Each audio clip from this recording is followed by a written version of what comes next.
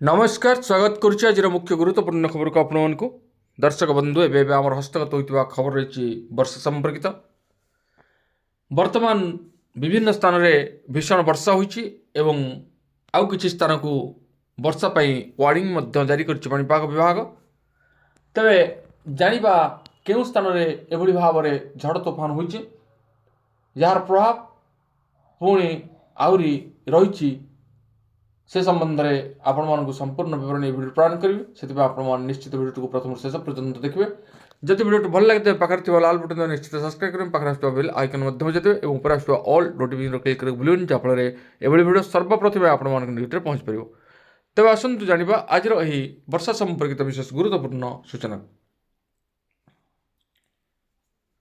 Delhi NCR Haryana और राजस्थान में पाग हठात परिवर्तन घटी जहाँ कल्पना करा जाय नथिला ताहा मध्य घटी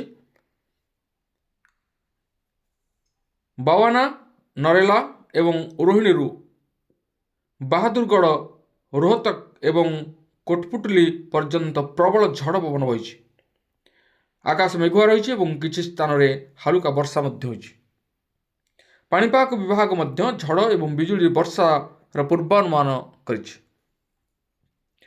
आगामी किछि घंटा मध्य पाग आपण को आश्चर्य करें।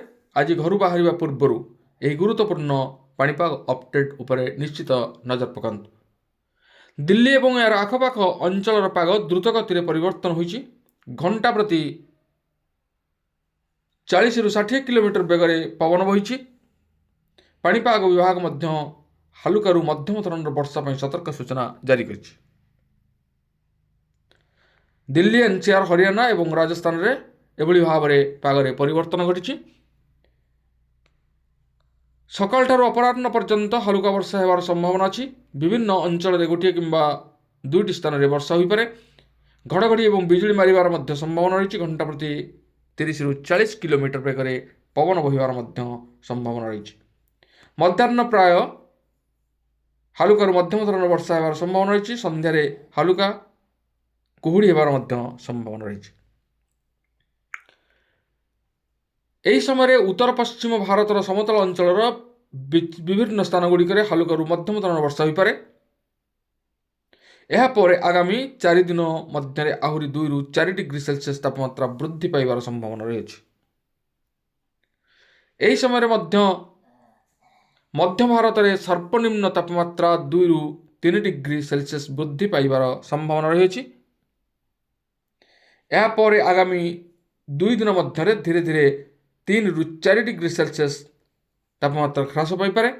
यापर आगामी 2 दिन मध्य आहरी 2 ରୁ 3 डिग्री सेल्सियस तापमात्रा वृद्धि पाइब। यापर सर्वनिम्न तापमात्रा विशेष परिवर्तन होबार संभावना नहीं।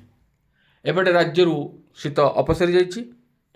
सकाळ समय और संध्या समय किछि मात्रा शीत अनुभूत होउछि किंतु दिन में सूर्यताप बर्तमान बढ़िबार लगी। पारद उपर मुहां होइछि। पाग मुख्यतः शुखिला रही। पाणीपागर नियामक से भाव में ओडिशा उपर वर्तमान नहीं।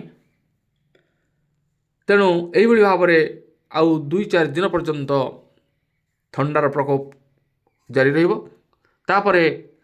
पारद द्रुत गति आगक बढ़िबो। तेणु आगक भीषण गरम आसीपारे जहाँ आकलन जना पड़ुछि। तेबे पाणीपाग को नहीं जहाँ सद्यतम सूचना आमर हस्तगत हो आम आपण मान अवगत निमंते निश्चित सर्वप्रथम जणाइबु। तेणु थिला आज पाणीपाग संपर्कित एक विशेष गुरुत्वपूर्ण सूचना। आज पुणी देखा आगामी भिडियो रोच। धन्यवाद। नमस्कार।